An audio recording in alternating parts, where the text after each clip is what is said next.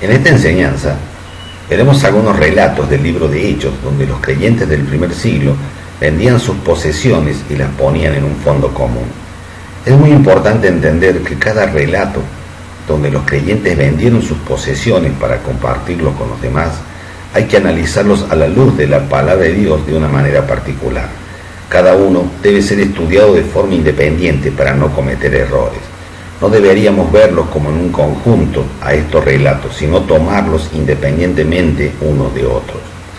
Debemos tener cuidado cuando leemos estos pasajes para que no se haga una práctica esto entre los hijos de Dios sin antes saber por qué lo hicieron, para que no se incorpore esta práctica como si fuera una doctrina o un mandato de Dios, deshacernos de nuestras pertenencias para ayudar a los demás. Pero antes de empezar con este estudio, creo que es importante meternos en el contexto de los acontecimientos previos a estos relatos y en el contexto inmediato, o sea, en el momento en que sucedieron estas cosas. Vamos a Hechos 2, versículo 41. Hechos 2, versículo 41. Así que los que recibieron su palabra fueron bautizados y se añadieron aquel día como 3.000 personas y perseveraban en la doctrina de los apóstoles, en la comunión unos con otros, en el partimiento del pan y en las oraciones. 43. Y sobrevino temor a toda persona, y muchas maravillas y señales eran hechas por los apóstoles. Todos los que habían creído estaban juntos, y tenían en común todas las cosas, y vendían sus propiedades y sus bienes, y los repartían a todos según la necesidad de cada uno, perseverando unánimes cada día en el templo, y partiendo el pan en las casas, comían juntos con alegría y sencillez de corazón, alabando a Dios y teniendo favor con todo el pueblo, y el Señor añadía cada día a la iglesia los que habían de ser salvos. Les propongo hacer un juego. Les pido poner toda la atención. Tratemos de meternos como en una película, como si fuéramos parte de las historias que veremos. Nos metamos imaginariamente en época. Por un instante mentalmente seamos parte del momento histórico que estamos abarcando. No tengo el dato exacto del tiempo que pasó entre la aparición de la ley que Dios le reveló a Moisés y la llegada de nuestro Señor Jesucristo. Algunos estudiosos especulan que fue entre 1400 y 1500 años. No creo que sea demasiado importante saber el tiempo exacto. No le aportaría demasiado a lo que quiero mostrar. El pueblo de Dios llevaba cerca de 1500 años aproximadamente cumpliendo una ley, con sus estatutos y decretos. Había una ley escrita, un reglamento, una doctrina. Imaginémonos tener que estar ligados a un reglamento que tenía muchísimos mandamientos y que no nos podíamos apartar de ella. Sumado a esta ley puesta por Dios, también a lo largo de estos 1400 o 1500 años, el hombre le fue agregando su tradición y costumbres, alterando esa ley dada por Dios originalmente, haciendo que sea aún más pesada de llevar. Nuestro Señor Jesucristo vino y sacó de en medio la ley. Él enseñó que con Él se terminaba la ley y que seríamos libres de ella. Se terminaban cerca de 1500 años de llevar al pie de la letra esos mandamientos, esa doctrina, esas palabras escritas por Moisés. Recuerden que les pedí que se imaginaran ese contexto como en una película. ¿Cómo nos sentiríamos nosotros si tuviéramos toda una vida llevando a cabo una ley que mi tatarabuelo cumplió, que mi bisabuelo cumplió, que mi abuelo cumplió, que cumplió mi padre, que yo cumplí y enseño y obligo a mis hijos a cumplir? ¿Se pueden imaginar eso? Generaciones enteras cumpliendo esa pesada ley, y de pronto aparece Cristo. Cuando murió en la cruz terminó con esa ley y ya no tenemos que cumplir la ley de Moisés. ¿Se imaginan?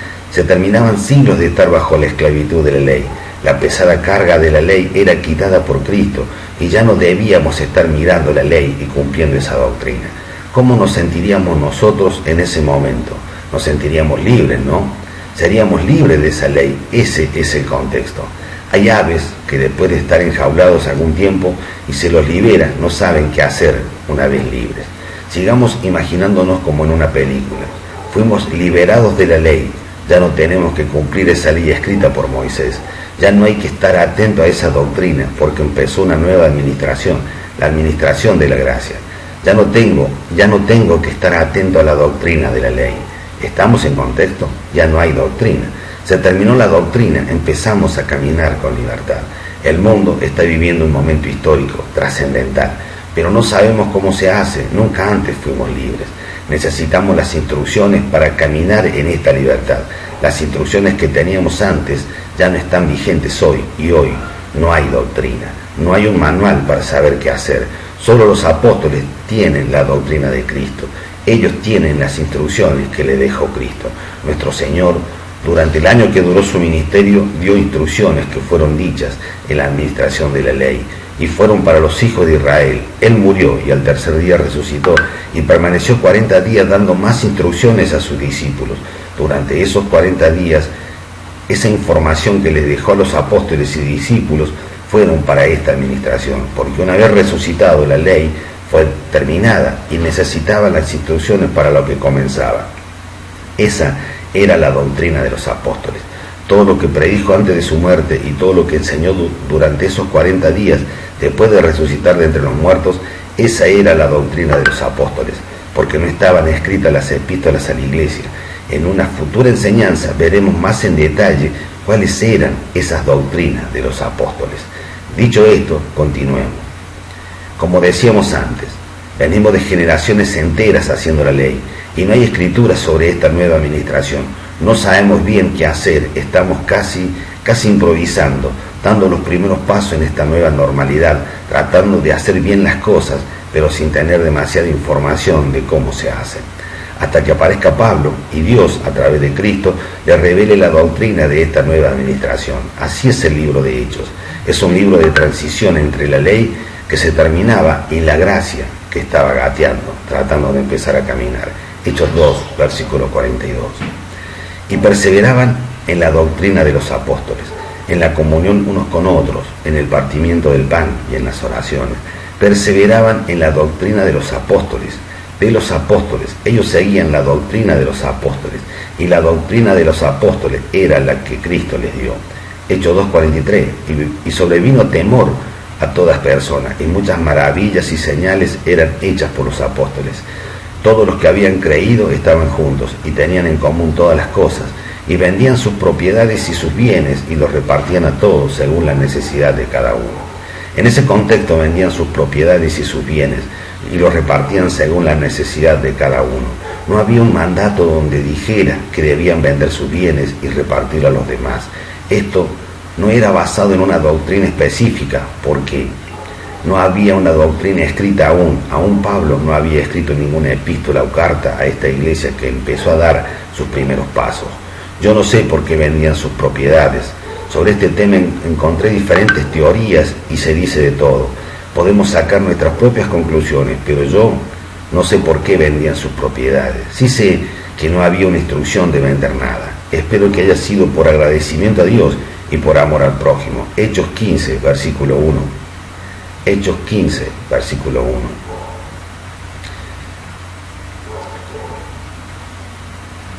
Entonces, algunos que venían de Judea enseñaban a los hermanos: si no os circuncidáis conforme al rito de Moisés, no podéis ser salvos. Entonces, algunos que venían de Judea enseñaban a los hermanos: si no os circuncidáis conforme al rito de Moisés, no podéis ser salvos. Cumplir la ley no te hace salvo. La salvación es por gracia. Estos creyentes están haciendo una ensalada entre la ley que acababa de terminar y la gracia que empezaba. Vamos a Hechos 15, versículo 5. Hechos 15, versículo 5. Pero algunos de la secta de los fariseos que habían creído se levantaron diciendo: es necesario circuncidaros y mandarles que guarden la ley de Moisés. Pero algunos de la secta de los fariseos que habían creído se levantaron diciendo: es necesario circuncidarlos y mandarles que guarden la ley de Moisés. Estos fariseos habían creído. No eran fariseos. Estos fariseos habían creído, eran seguidores de Cristo, pero seguían pegados a la ley y las tradiciones de los fariseos. ¿Se entiende? Los fariseos eran los líderes religiosos de ese momento. Ellos ocupaban un lugar de privilegio en el templo. Hay muchos relatos de cómo los fariseos se enfrentaron a Jesús y fueron fervientes opositores a su ministerio. Pero estos fariseos en particular, los de este versículo, habían creído. Estos fariseos que habían creído continuaban apoyando el cumplimiento de la ley de Moisés. En el capítulo 15 ya aparece Pablo en escena y los confronta en el versículo 10, 15-10. Ahora pues, ¿por qué tentáis a Dios? Ahora pues, ¿por qué tentáis a Dios poniendo sobre la cerviz de los discípulos un yugo que ni nuestros padres ni nosotros hemos podido llevar? Versículo 11. Antes creemos que por la gracia del Señor Jesús seremos salvos de igual modo que ellos. Antes creemos que por la gracia del Señor seremos salvos de igual modo que ellos. Leyendo estos pasajes, viendo el contexto de los acontecimientos que ocurrían en esta iglesia que daba sus primeros pasos, me surge una pregunta. Si había creyentes que creían que la salvación era por las obras de la ley, también había creyentes que continuaban aplicando las ofrendas como en la ley de Moisés. Continuaban diezmando como en la ley. Estos creyentes del capítulo 2 de Hechos tenían una manera de entender las ofrendas basadas en la ley. No existía la doctrina de Corintios, en cambio sí tenían arraigada la doctrina de Levítico o de Malaquías. Continuaban aplicando gran parte de la ley a la que ya no pertenecían. Ignoraban la instrucción perteneciente a la administración que había comenzado. Ignoraban la instrucción perteneciente a la administración que había comenzado, sencillamente porque aún no estaba escrita. Entonces, no podríamos utilizar escrituras del libro de Hechos como doctrina aplicable en esta administración de la gracia, por el contexto en que sucedieron los acontecimientos del libro de Hechos. Podemos aprender mucho del libro de Hechos. Es muy útil para saber cómo fueron los sucesos en la iglesia del primer siglo, pero veámoslo con cuidado para no cometer errores en nuestra aplicación en el área de las ofrendas. Dios lo bendiga.